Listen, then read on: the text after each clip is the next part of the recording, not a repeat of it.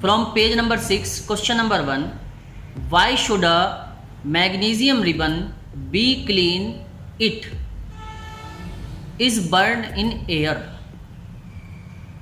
तो magnesium ribbon को हवा में जलाने से पहले हम उसको साफ क्यों करते हैं? तो ये आपके पास क्वेश्चन है। आंसर हो जाएगा इसका, magnesium is an extremely reactive metal when stored it react with oxygen to form a layer of magnesium oxide on its surface. This layer of magnesium oxide is quite stable and prevents future reaction of magnesium with oxygen. The magnesium ribbon is cleaned by sandpaper for removing this layer so that the underlaying metal can be exposed to air. देखिए कि magnesium ribbon को air में जलाने से पहले साफ क्यों करते हैं। वो इसलिए करते हैं क्योंकि मैग्नीशियम एक मोस्ट रिएक्टिव मेटल होती है। जब उसको स्टोर किया जाता है तो वो ऑक्सीजन के साथ रिएक्ट करके ऑक्सीजन के साथ रिएक्ट करती है, और ऑक्सीजन के साथ जब वो रिएक्ट करती है तो उस मेटल के ऊपर एक लेयर जम जाती है। वो जो लेयर होती है वो मैग्नीशियम ऑक्साइड की होती है, क्योंकि जो मैग्नीशियम होता है वो एयर के साथ रिएक्ट करके एक मैग्नीशियम ऑक्साइड की लेयर उसके ऊपर बना लेता है, जिसकी वजह से फ्यूचर रिएक्शन जो ऑक्सीजन के साथ उसकी होनी चाहिए वो नहीं हो पाती है। तो इस वजह से कि दोबारा वो रिएक्शन रीस्टार्ट हो जाए, कि मैग्नीशियम एयर के साथ बर्न हो या मैग्नीशियम के ऑक्सीजन के साथ रिएक्ट हो दोबारा, तो उसके लिए हम क्या करते हैं कि उसको सैंड पेपर से उसके सरफेस को क्लीन करते हैं। तो जिससे क्लीन करने के बाद उसके ऊपर की जो लेयर होती है, जो मैग्नीशियम ऑक्साइड की लेयर उस पर जम गई थी, कि उसको जब बाहर रखा गया था एयर में तो मैग्नीशियम ऑक्साइड की लेयर उस पर जम गई थी, जिसकी वजह से उसकी फ्यूचर रिएक्शन जो ऑक्सीजन के साथ होनी चाहिए वो नहीं हो पा रही थी। तो उस रिएक्शन को दोबारा करने के लिए हमको उसके ऊपर की जो लेयर होती है उसको हटाना पड़ता है।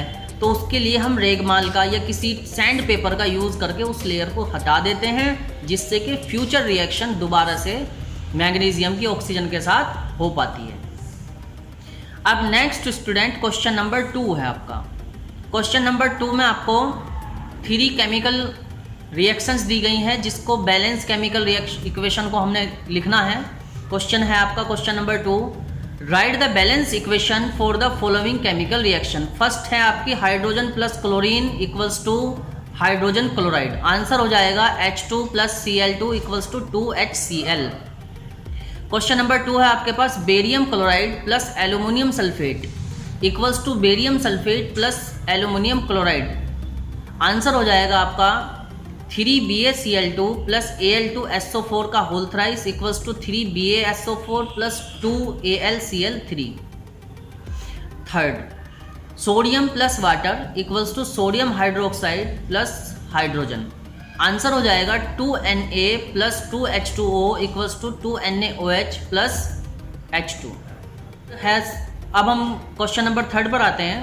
थर्ड क्वेश्चन है आपका, write a balance chemical equation with state symbols for the following reactions.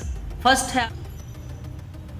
है आपके पास solution of barium chloride and sodium sulphate in water react to give insoluble barium sulphate and the solution of sodium chloride। Second है आपके पास sodium hydrogen solution react with hydrochloric acid to produce sodium chloride solution and water. Answer हो जाएंगे, first का answer होगा students BaCl2 plus Na2SO4 equals to BaSO4 plus 2NaCl। Second का answer हो जाएगा students NaOH plus HCl equals to NaCl plus H2O।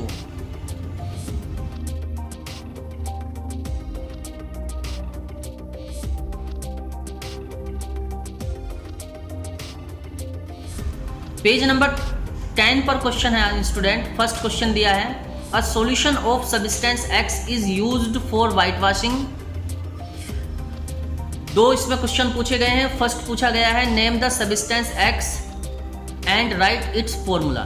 तो question का answer हो जाएगा स्टूडेंट्स, सब्सटेंस X का जो नेम होगा, जो सब्सटेंस हम वाइट वॉशिंग के लिए यूज करते हैं, हम कैल्शियम ऑक्साइड का यूज करते हैं, तो CaO उसका नेम हो गया, और फॉर्मूला हो गया उसका कैल्शियम ऑक्साइड, और कॉमन नेम हो गया students quick lime.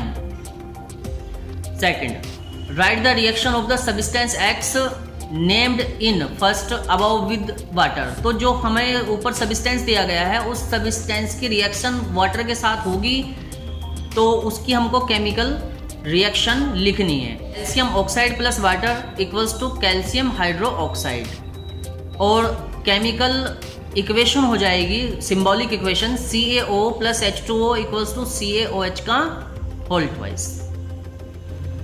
Question number 2, why is the amount of gas collected in one of the test tube in activity 1.7 double of the amount collected in the other.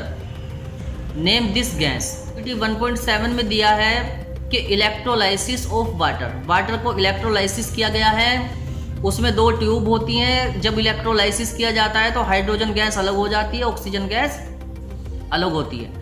Water H2O contain 2 parts hydrogen and 1 part oxygen. तो जो water होता है उसमें 2 part hydrogen के होते हैं और 1 part oxygen का होता है. Therefore the amount of hydrogen and oxygen produced during electrolysis of water in a 2:1 during electrolysis, since hydrogen gas to one test tube and oxygen gas to another, the amount of gas collected in one of the test tube is double of the amount collected in the other. This is the authentic answer of this question. You can learn and write on your notebook, and you can learn for board examinations also.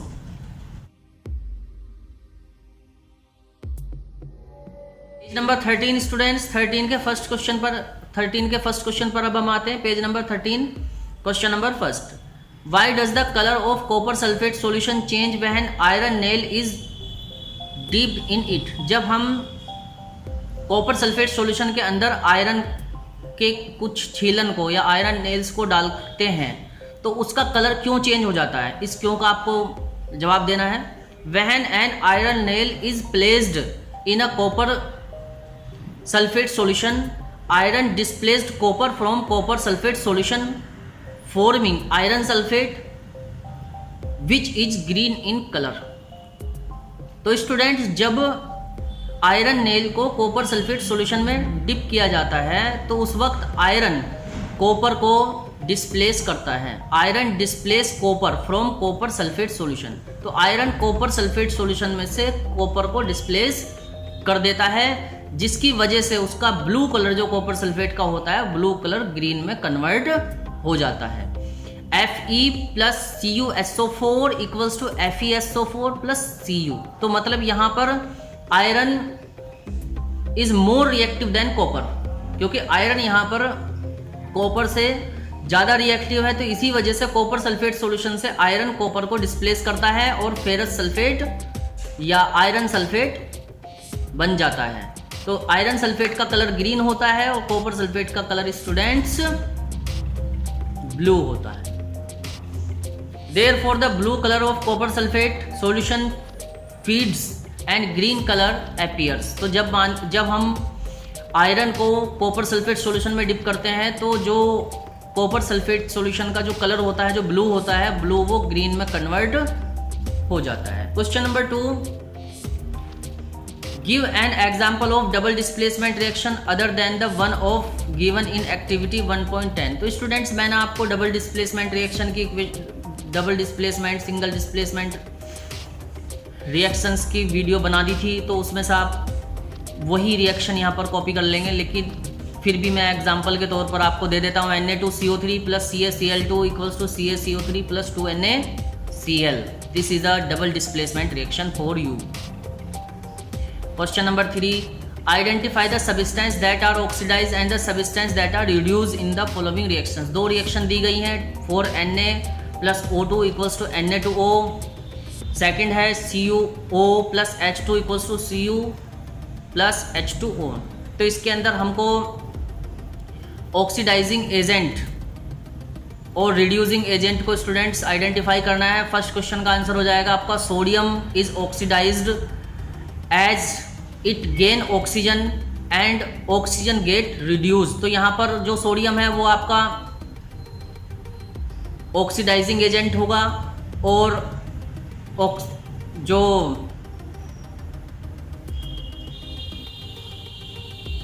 Na is oxidised as it gain oxygen and oxygen get reduced.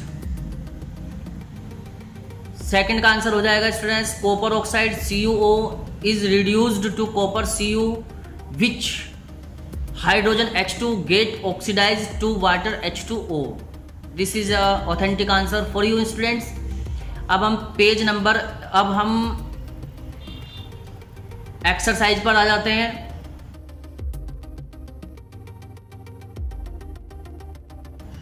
First question है आपका question number 1। Exercise में आपके students 14, 15, 16 3 page के number हैं। पहले question MCQ पर बात करेंगे। Which of the statement about the reaction below are incorrect.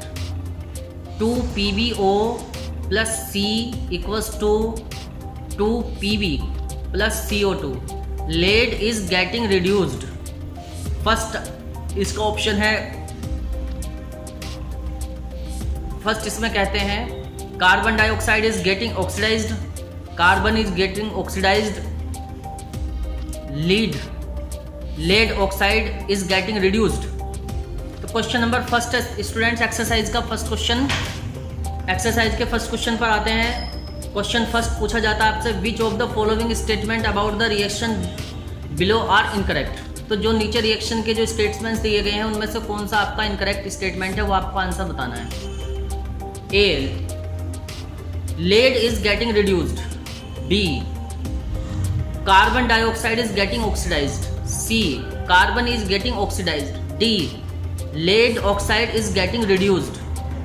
First में A एंड B दिया है आपको ऑप्शन, सेकंड में दिया है A एंड C, थर्ड में दिया है A, B and C, fourth में दिया है आपको all.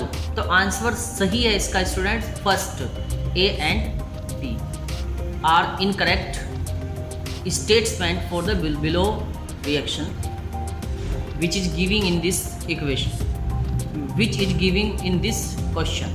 Question number 2, Fe2O3 plus 2Al equals to Al2O3 plus 2Fe.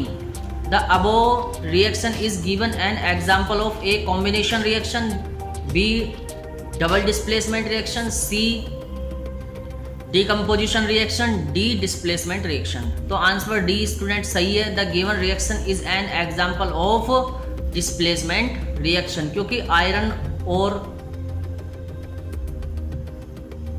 Aluminium में यहाँ पर डिस्प्लेसमेंट हुआ है, तो आप देख पा रहे होंगे। Question number 3, what happen when dilute hydrochloric acid is added to iron filing. Tick the correct answer. 4 option है। फर्स्ट आंसर है students hydrogen gas and iron chloride are produced. B है chlorine gas and iron hydroxide are produced. C है no reaction take place. और D है iron salt and water are produced. तो answer A सही है students. The hydrogen gas and iron chloride are produced. The reaction is as following Fe plus 2HCl equals to FeCl2 plus H2। Question number 4 में students balance, what is a balanced chemical equation, why should chemical equation be balanced. तो ये students आप previous video में समझा दिया था हमने आपको बैलेंस केमिकल इक्वेशन और अनबैलेंस्ड केमिकल इक्वेशन की डेफिनेशन आप वहाँ से देख लीजिए। Question number 5, translate the following statement in chemical equation. Question number 5 और 6 का वीडियो आपका मैं डिस्क्रिप्शन में दे दूंगा। इनको हम बैलेंस और इनको किस तरीके से बैलेंस करते हैं और किस तरीके से ये बैलेंस किया जाता है। तो बैलेंसिंग ऑफ केमिकल इक्वेशन के दोनों पार्ट को हमने पहले ही बैलेंस कर लिया था स्टूडेंट्स। तो वो आप balancing of chemical equation part 1 और balancing of chemical equation part 2 देखिए, उसमें आपको दोनों के जवाब क्वेश्चन नंबर 5th 6th के मिल जाएंगे। क्वेश्चन नंबर 7 पर हूँ स्टूडेंट्स में, right the balance chemical equation for the following reaction. नीचे 4 रिएक्शन दी गई हैं, इनके लिए बैलेंस केमिकल रिएक्शन आपको लिखनी है, आंसर आपको दे दिए गए हैं। तो इसी तरीके से आप क्वेश्चन नंबर 7 और 8 को करिए। क्वेश्चन नंबर 9 पर हूँ मैं, what does one mean by exothermic and endothermic reaction, give example. तो आप एक्सोथर्मिक एंडोथर्मिक रिएक्शन का एग्जाम्पल भी पीछे से देख सकते हैं, लेकिन फिर भी हमने ऑथेंटिक नोट्स आपको दे दिए हैं, उसमें से भी आप पढ़ सकते हैं students. Question number 10, why is respiration consider an exothermic reaction, explain. अब ये जो हमारे पास जो रेस्पिरेशन को हम एक्सोथर्मिक रिएक्शन कंसिडर क्यों करते हैं। Energy is required to support life. Energy in our body is obtain from the food we eat during digestion. Large molecule of food are break down into simpler substances such as glucose. Glucose combine with oxygen in the cells and provide energy. The special name of this combustion reaction is respiration. Since energy is released in whole process, it is an exothermic reaction. तो student, energy is required to support life. Life को support करने के लिए energy की ज़रूरत होती है। Energy in our body is obtain from the food we eat. हमारी जो बॉडी होती है वो एनर्जी जो हम ऑब्टेन करती है वो हमारे खाने से ऑब्टेन करती है, जो कि हम खाते हैं ड्यूरिंग डाइजेशन के टाइम पर। Large molecules of food are broken down into simpler substances such as glucose. तो जो हम खाना खाते हैं वो छोटे छोटे मोलिक्यूल्स में टूट जाता है, जिसको हम ग्लूकोज बोलते हैं। Glucose combine with oxygen in the cell and provide energy. तो जो ग्लूकोज होता है, ग्लूकोज ऑक्सीजन के साथ बॉडी में रिएक्ट करता है, रिएक्ट करने के बाद हमको एनर्जी प्रोवाइड कराता है। The special name of this combustion reaction. तो जो स्पेशल नेम होता है इस कंबक्शन रिएक्शन का, उसको हम रेस्पिरेशन बोलते हैं। Since energy is release in the whole process. इस तरीके से इसमें एनर्जी रिलीज होती है।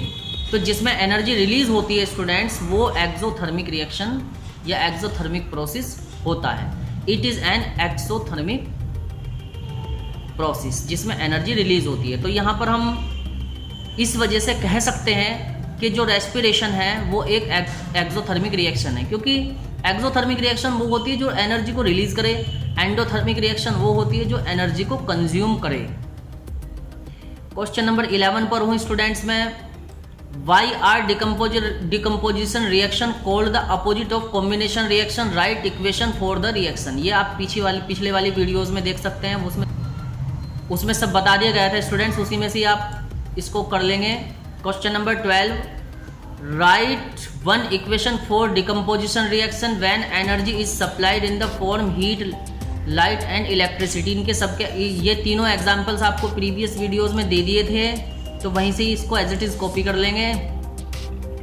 What is the difference between displacement and double displacement reaction, write equation for these reactions.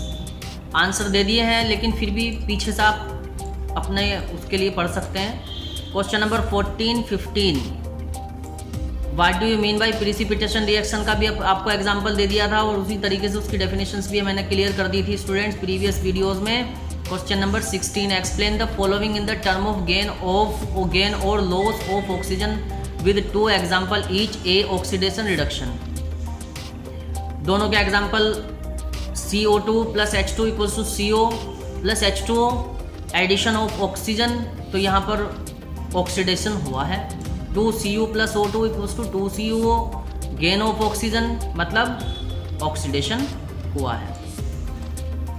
अब बी में reduction is the loss of oxygen. Reduction जो होता है वो लॉस ऑफ ऑक्सीजन होता है। इसके 2 एग्जाम्पल दे देते हैं, CO2 plus H2 equals to CO plus H2O, तो रिमूवल ऑफ ऑक्सीजन मतलब reduction, COO plus H2 equals to CO plus H2, loss of oxygen मतलब रिडक्शन। तो दोनों के दो एग्जाम्पल्स आपको दे दिए गए हैं। Question number 17 most important question है स्टूडेंट्स बोर्ड एग्जामिनेशन के लिए। Question number 17, a shiny brown coloured element x on heating in air become black in colour. एक शाइनी ब्राउन कलर का एलिमेंट एक्स है जिसको हम हीट करते हैं तो उसका कलर ब्लैक हो जाता है। Name the element x, element x का नेम लिखना है, and the black coloured compound formed, और जो ब्लैक कलर कंपाउंड ऑक्सीजन के साथ रिएक्शन होने के बाद या हीट होने के बाद जो बना है उसका नेम लिखना है। तो आंसर में student shiny brown colour element होता है कॉपर, और जब उसकी रिएक्शन ऑक्सीजन के साथ होता है तो कॉपर ऑक्साइड बनता है Cu plus O2 on heating it will change in colour black and will produce 2CuO और CuO copper oxide. Question number 18,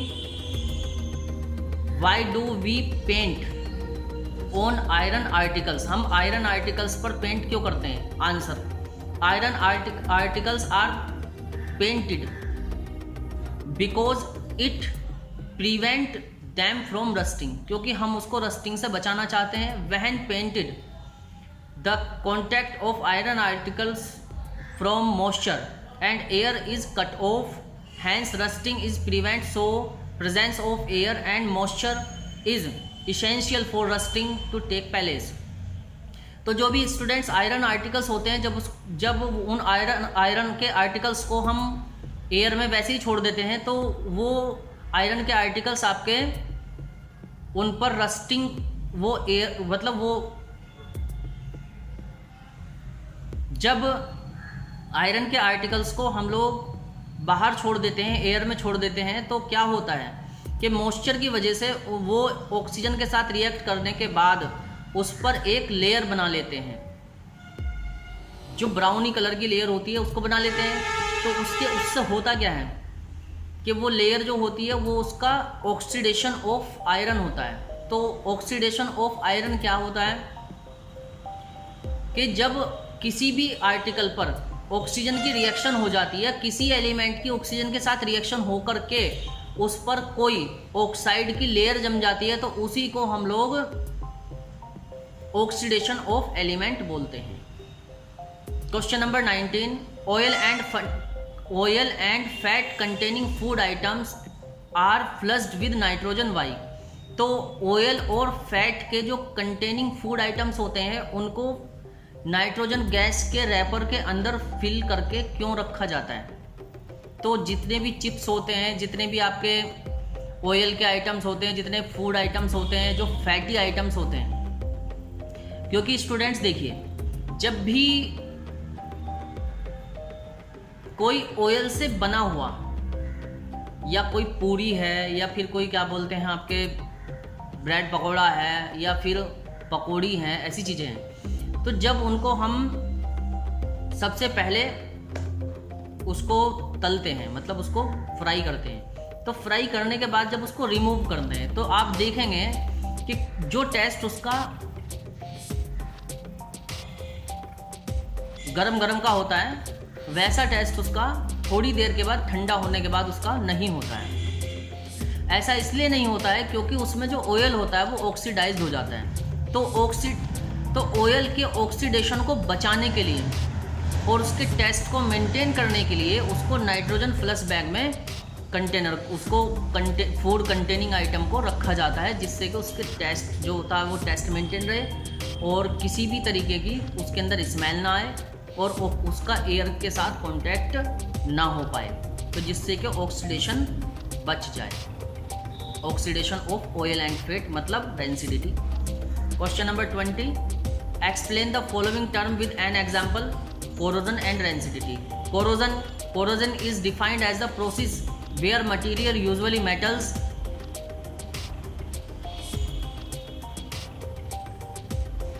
react with oxygen and make their oxides is called corrosion.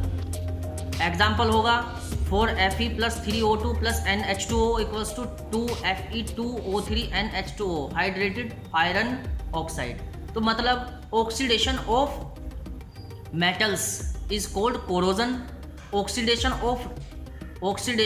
of metals is called corrosion. Oxidation of oil and fat is called rancidity. तो दोनों के आपको question के answers दे दिए गए हैं students. मैं जहाँ तक मानता हूँ स्टूडेंट्स वीडियो आपको पसंद आया होगा।